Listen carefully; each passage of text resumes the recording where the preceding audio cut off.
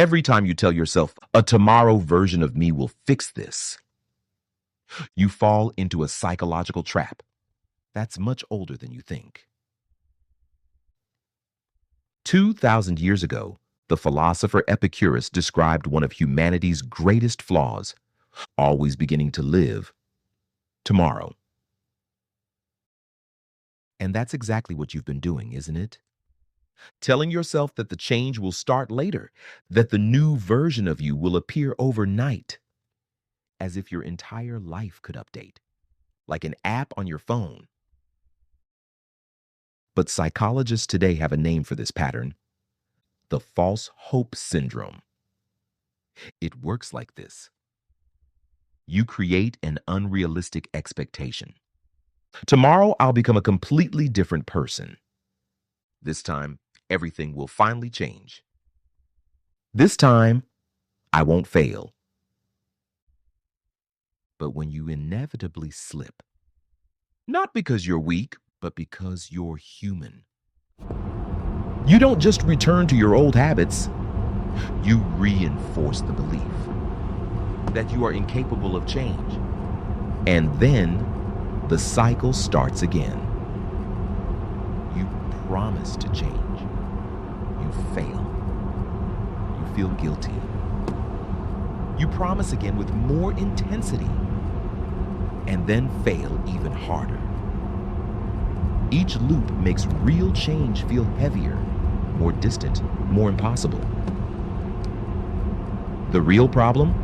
You treat change as an event, not a process. You believe that. Tomorrow I will wake up as a new person. But your brain doesn't work that way. It has billions of neural connections, reinforced by years of repetition. So when you declare, tomorrow I will become different, you are basically asking your brain to ignore everything it has learned and magically rewrite itself overnight. It can't, and it won't. But here's the truth. The research is clear. You don't need to restart. You need to continue. If you ate something unhealthy, the next move is not, well, I ruined everything, might as well start over tomorrow. The question becomes, what is the next best choice I can make right now?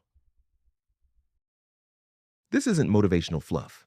A 2010 study published in the European Journal of Social Psychology showed something powerful. People who see mistakes as a normal part of the process are significantly more successful in building habits and changing their behavior than people who treat every slip as a total failure. Why? Because every correct choice, even after a wrong one, strengthens the neural pathway you want to build.